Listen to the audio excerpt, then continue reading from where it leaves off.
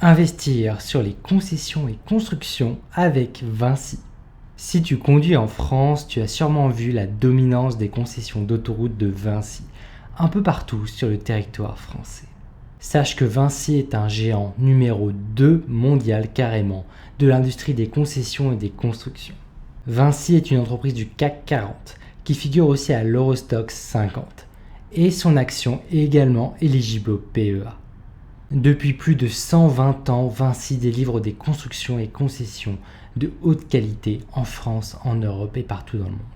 Dans sa dernière publication de résultats, la société française a démontré une croissance impressionnante à 2 chiffres et de belles perspectives pour 2023 et 2024 qu'elle joint avec un dividende croissant. Dans cette vidéo, on va analyser les forces et les faiblesses de l'action Vinci, ainsi qu'analyser sa dernière publication financière. On va déterminer si son action a un beau potentiel pour un ajout dans un portefeuille de dividendes long terme. Aussi, je te partagerai mes objectifs personnels de prix d'entrée et d'objectifs de cours de son action long terme au cours de ma vidéo. Hello, c'est Guillaume, je suis ingénieur en finance de marché. Aujourd'hui, je t'aide grâce à mes outils à te générer des rentes, protéger et faire croître ton patrimoine. Allez, c'est parti. Vinci, c'est d'abord une capitalisation de plus de 60 milliards d'euros. Elle fait partie des grandes capitalisations du secteur industriel et de l'industrie construction et ingénierie. Vinci est un mastodonte qui génère plus de 61 milliards de chiffre d'affaires en 2022. Répartis sur ses concessions, Vinci Immobilier, Vinci Autoroute, Vinci Aéroport, Vinci Énergie. Ici, Vinci gère donc des bâtiments publics, privés, des stades, des infrastructures ferroviaires, des aéroports et des autoroutes notamment. Sur son chiffre d'affaires, les concessions représentent seulement 15%, mais Vinci y réalise une marge très importante de 67%. C'est la division qui lui permet concrètement de générer de gros bénéfices. Ensuite, Vinci fait 47% de son chiffre sur sa division construction, un peu partout dans le monde, et 36% sur Vinci Énergie. Côté zone géographique, Vinci c'est 70% de son chiffre en zone euro, avec quelques expositions quand même sur l'Amérique du Nord à 8% et sur l'Asie à 6% notamment. Donc clairement, Vinci est très exposé à un éventuel ralentissement de la zone euro en 2023, avec une récession en ligne de mire. Après, quand on regarde dans le détail, on verra que cette entreprise a montré sa résilience en période de forte inflation et de taux d'intérêt qui montent. La force principale de Vinci, ce sont bien sûr ses actifs présents dans son portefeuille, notamment la vache à lait des concessions d'autoroutes bien sûr, qui ont démontré une bonne résilience à une situation de forte inflation. Et c'est d'ailleurs grâce à la qualité de ses actifs qu'elle a pu passer honorablement les confinements de 2020. Côté opportunité, Vinci entre sur le marché nord-américain et affiche des perspectives de croissance alléchantes, ce qui va également lui permettre de diversifier ses revenus en dollars. Côté Vinci Énergie avec Cobra Ease, sa solution de transport d'énergie nouvelle génération permet à Vinci de diversifier les revenus de sa division énergie et qui sera très certainement clé pour sa croissance future. Côté risque, on a un risque long terme d'une renationalisation potentielle de certaines autoroutes en France. Cependant, ça reste quand même peu probable à date. On a également des risques de non-reconduction de certaines concessions qui pourraient retirer certaines vaches à lait de Vinci. Maintenant, un mot sur son actionnariat.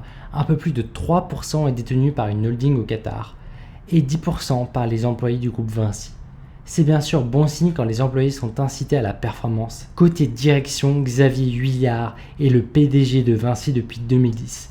Ce polytechnicien et pont a commencé sa carrière chez Eiffage avant de rejoindre le groupe et en être nommé à des postes de direction chez Vinci Construction en 2000. Donc un PDG qui reste un produit interne de Vinci et qui est signe de bonne performance à la tête du groupe en affichant une stratégie de construire un monde de demain plus durable. Passons maintenant à l'analyse financière.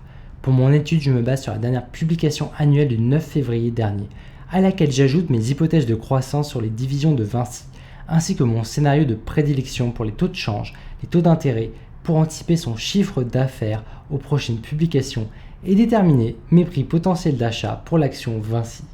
Au passage, j'ai créé un nouvel outil qui te permet de gérer ton portefeuille d'actions à dividendes en monitorant ta création de rente sur le long terme. Tu peux découvrir ça sur guistorm.com. Vinci a battu des records en 2022, avec 61,6 milliards de chiffre d'affaires en 2022, soit 36% de croissance depuis ses 49,4 milliards de 2021, ce qui est très impressionnant. Mon estimation pour 2023 est de 66 milliards, soit une augmentation de 7,1%. Donc j'anticipe une croissance moins importante dans un contexte de ralentissement économique en zone euro, mais qui reste quand même attractif.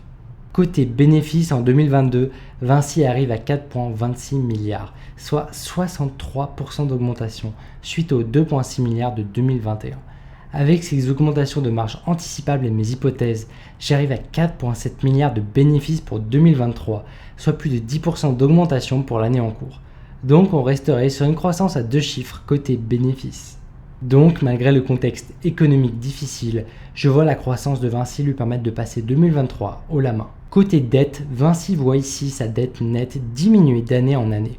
On devrait arriver sous les 20 milliards en 2023 et c'est plutôt bon signe de réduire ses dettes et d'augmenter son cash dans un environnement où les taux d'intérêt augmentent. Côté dividendes, Vinci reverse chaque année 50% de ses bénéfices en dividendes. Et vu que ses bénéfices sont en nette augmentation, ses dividendes le sont également. À date, Vinci verse 4 € de dividendes par action, soit à peu près 4% de dividendes pour un prix de son action autour de 100 € l'action. Le plus intéressant chez Vinci, c'est bien sûr la croissance de son dividende soutenue par la croissance de son business.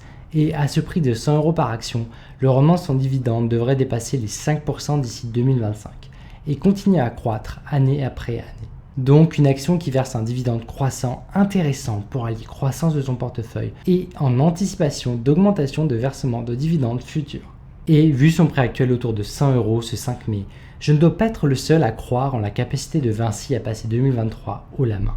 Donc voyons un peu le PE ratio si nous avons une capitalisation qui est chère par rapport à ses bénéfices. On arrive à un PE de 13 pour fin 2022 et autour de 14,5 à date. Ainsi, j'anticipe un PE sous les 13 fin 2023 si on reste sur un prix de 100 € l'action. Donc c'est plutôt cher à date et avec mon scénario macro que j'anticipe, une entreprise qui serait quand même à surveiller si elle repasse sous certains niveaux. À mon sens, Vinci a un beau potentiel pour figurer dans un portefeuille d'actions à dividendes dans les 10 prochaines années. Elle reste à mes yeux à un prix acceptable à date en 2023, mais pas la meilleure affaire du siècle. Allez, j'ai assez fait durer le suspense, je vais te partager mon avis personnel sur l'action Vinci et mon prix cible. D'abord, dans un portefeuille de dividendes long terme, j'aurais tendance personnellement à conserver ma position, voire prendre une partie de mes bénéfices. À peu près 40% de ma position, après ces excellents résultats de 2022 pour prendre mes gains. Car dans un futur proche, en 2023, ça reste un contexte de forte inflation et de ralentissement économique en zone euro, où Vinci est impacté à 70% de son chiffre d'affaires. Mon objectif de prix pour fin 2023 est à 110 € l'action s'il n'y a pas de récession. Mais je ciblerai plutôt un prix autour de 82 € pour potentiellement me poser la question de re-rentrer ou pas sur Vinci. Car 82 €, ça me paraît un prix qui serait plus attractif vis-à-vis de sa capitalisation et de ses bénéfices. Le risque que je prends en conservant 60% de ma position, c'est d'avoir une position industrielle qui pourrait souffrir d'un ralentissement économique au vu de la récession qui arrive en Occident.